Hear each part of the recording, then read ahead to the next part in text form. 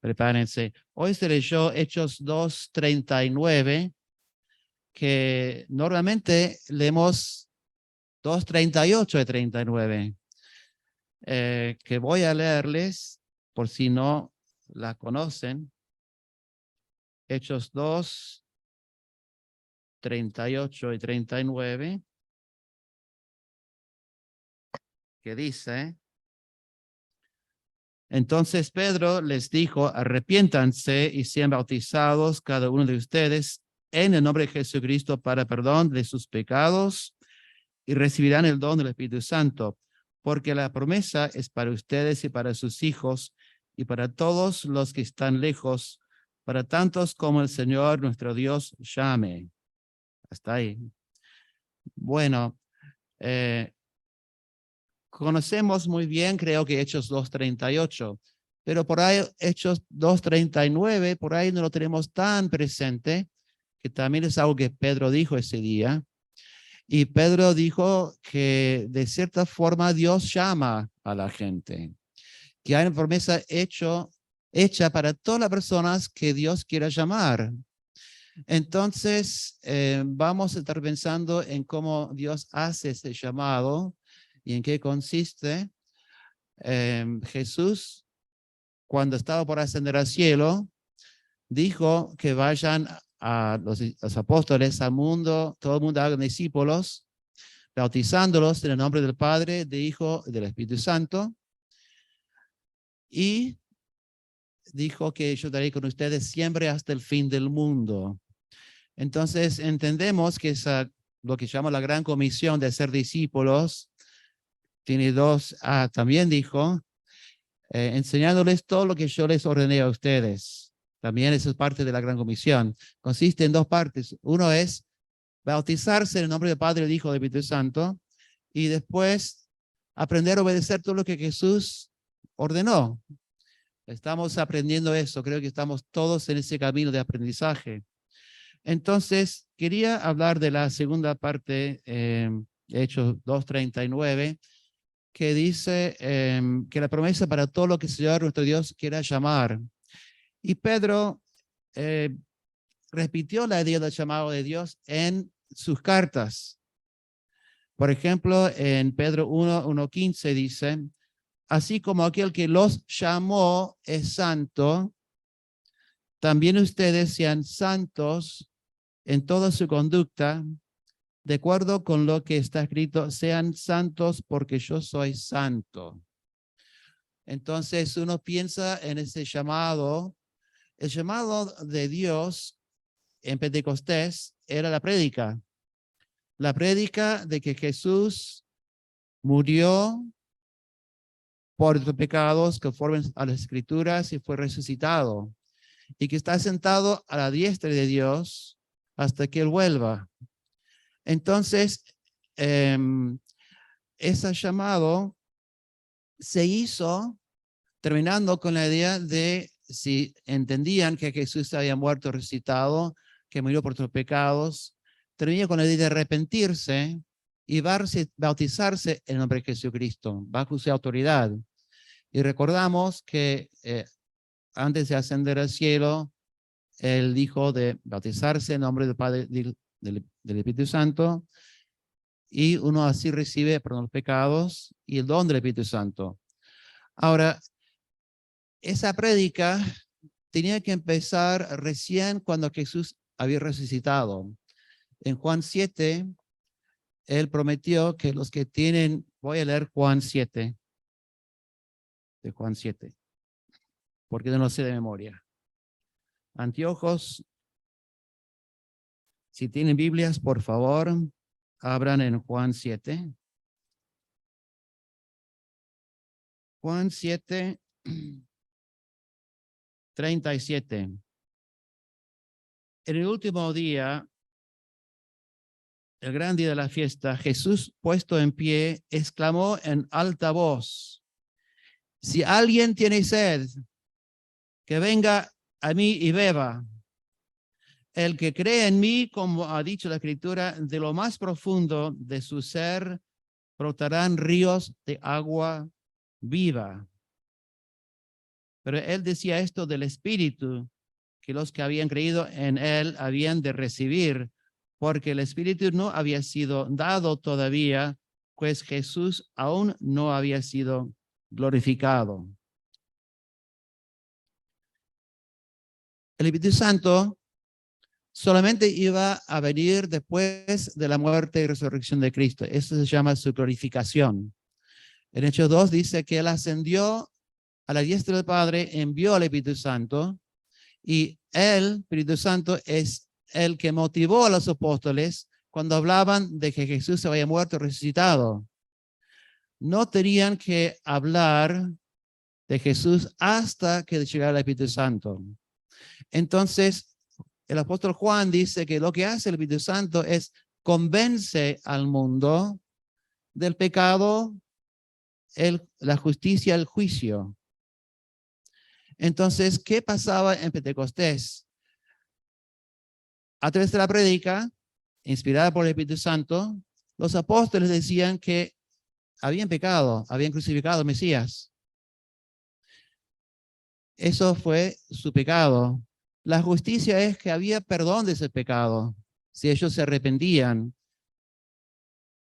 y se bautizaban en el nombre de Jesucristo. Y recibirían el don del Espíritu Santo en ese momento. Esa promesa es para todos los que el Señor quiera llamar. Entonces, cuando pensamos en el llamado de Dios, el llamado es,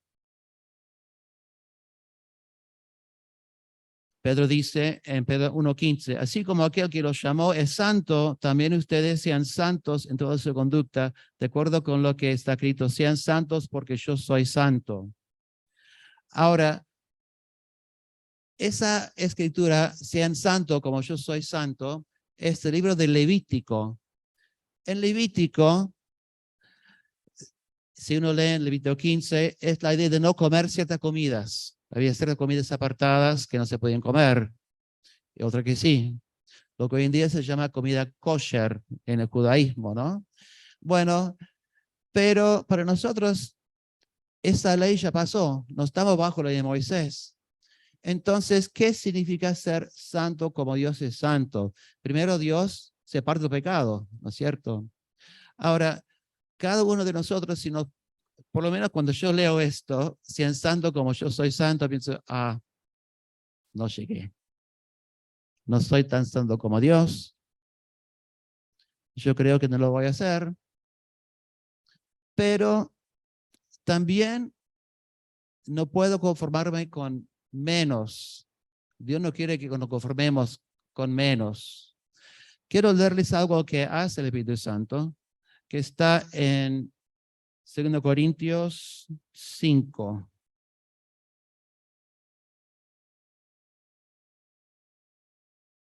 2 Corintios 5.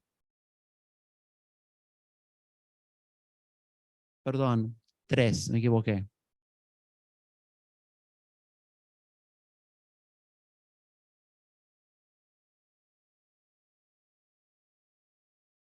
Tres, 17.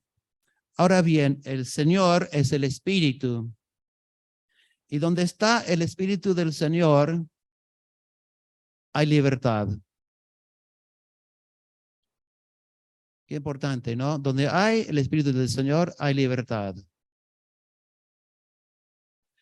Pero todos nosotros, con el rostro descubierto, contemplando como en un espejo la gloria del Señor, estamos siendo transformados en la misma imagen de gloria en gloria, como por el Señor, el Espíritu. Una obra del Espíritu Santo primero convence al mundo del pecado, la justicia y el juicio. Pero una vez que nosotros nos arrepentimos, los bautizamos en el nombre del Padre, del Hijo y del Espíritu Santo, en la persona de Dios, lo que Él empieza a hacer es transformarnos. Empieza una transformación. A medida que nosotros miramos la imagen de Dios en el Evangelio, a medida que clamamos a Dios Abba Padre, a través del Espíritu Santo, Él empieza a hacer una obra de transformación. Empezamos a reflejar a Jesús. Ese reflejo siempre va a ser borroso, pero nos va transformando. Dice que es una transformación instantánea. Cuando leemos, seamos santos como el santo, como el que nos llamó, queremos reflejar al Señor. Queremos reflejarlo a Él, que es el Espíritu Santo, que nos permite ver al Señor hecho carne, Jesús, y nos permite clamar a Él, porque lo que el Espíritu Santo, el Hijo que hace en nosotros es clamar Dios a Padre, y Él nos va transformando a esa imagen de Jesús. No debemos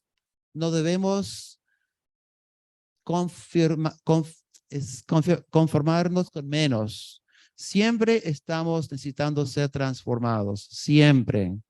Y siempre estamos necesitando mirar la cara de Jesús, la vida de Jesús, la forma de vida de Jesús, para que el Espíritu Santo nos transforme. Es muy importante cuando le bauticemos en el nombre del Padre, del Hijo y del Espíritu Santo, entender que ese Espíritu que nos va a transformar es Dios mismo y nos permite ver lo que Jesús puede hacer en nosotros. Jesús dijo en Mateo 5:48, sean perfectos como su Padre que está en el cielo está perfecto.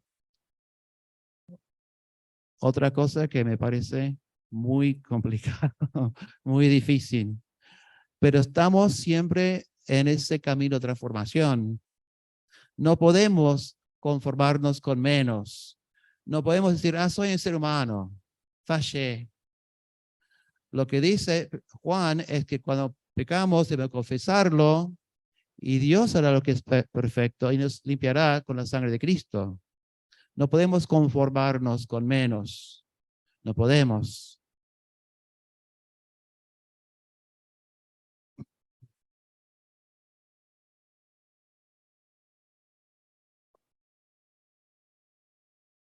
Vamos a leer en Hebreos 12.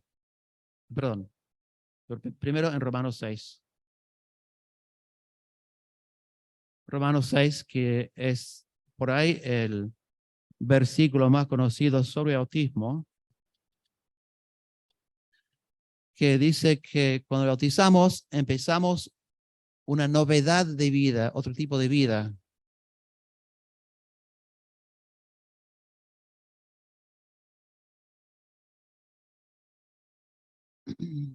Y en capítulo 6, versículo 4 y 4 dice, por tanto, hemos sido sepultados con Él por medio del bautismo para muerte, a fin de que como Cristo resucitó de entre los muertos por la gloria del Padre, también nosotros andemos en novedad de vida. O sea, esa novedad de vida es otro tipo de vida cuando resucitamos con Jesús.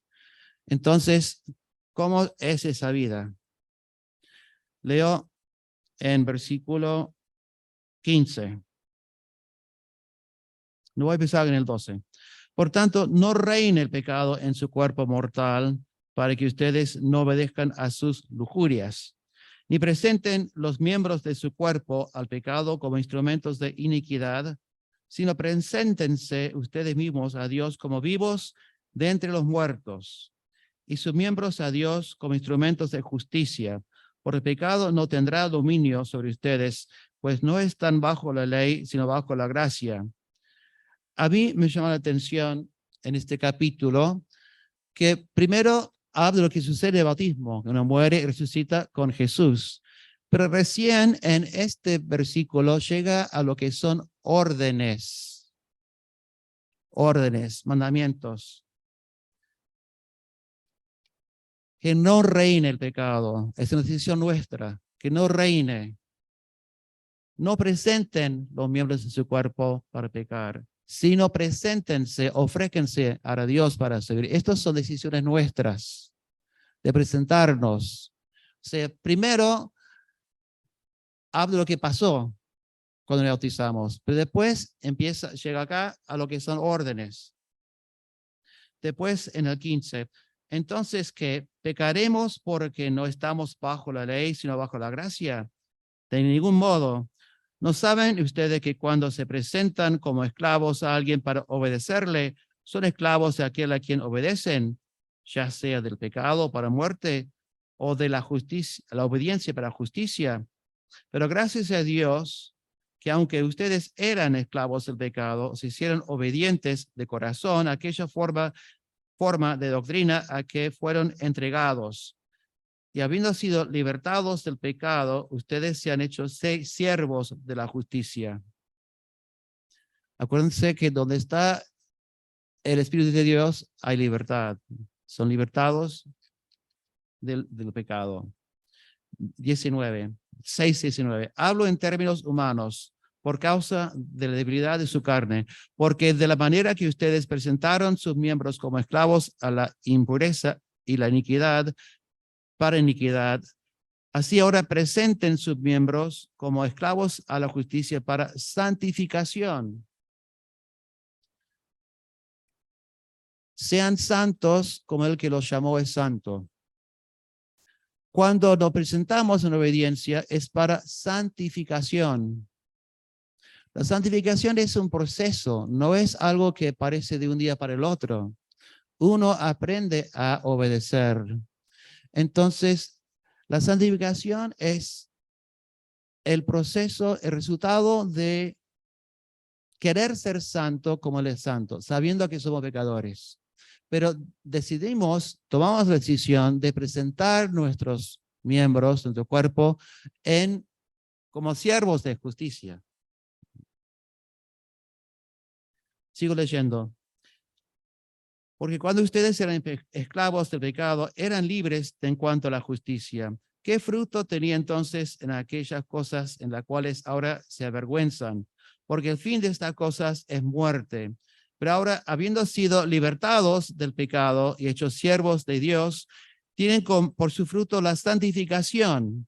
Sí, es un fruto la santificación. Y como resultado, la vida eterna. La vida eterna es la vida que tenemos desde que nos bautizamos, empezamos la vida eterna, nacemos de nuevo a la vida eterna. Pero en esta vida, el proceso es la santificación, nos llama a ser santos como Él es santo. O sea, apartado del pecado, es santo, consagrado.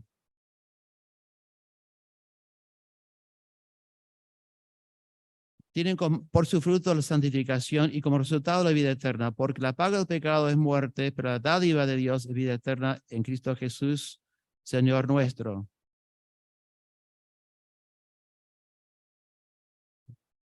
No tenemos tiempo. Ahora, empezando con ese llamado, si nos llamó a través de la prédica, la promesa es a todos los que el Señor quiera llamar.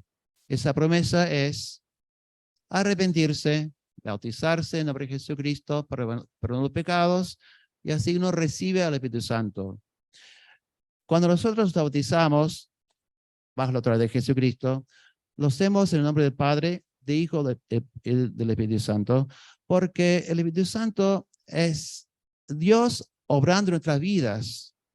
Es importante saber que Él está presente, Él es el que nos va transformando a medida que seguimos mirando la cara de Jesús en el Evangelio. Repito, el Espíritu Santo hace dos obras. Uno es convencer al mundo del pecado, la justicia y el juicio. Cuando lo convence, nos llega al arrepentimiento. Cuando llega al arrepentimiento, nos bautizamos para los perdones de pecados. Ahí lo recibimos en nuestra vida, es nuestra nexo, digamos, con Jesús. Si uno lee en Romanos 8, va a decir que nosotros cuando oramos somos débiles, no sabemos cómo orar como debemos orar. Pero el Espíritu Santo habla gemido que no se puede entender y Dios O sea que Él intercede por nosotros, dice Romanos 8. Intercede con palabras que no se pueden decir en palabras. Y Dios, que escudriña los corazones, entiende el Espíritu Santo.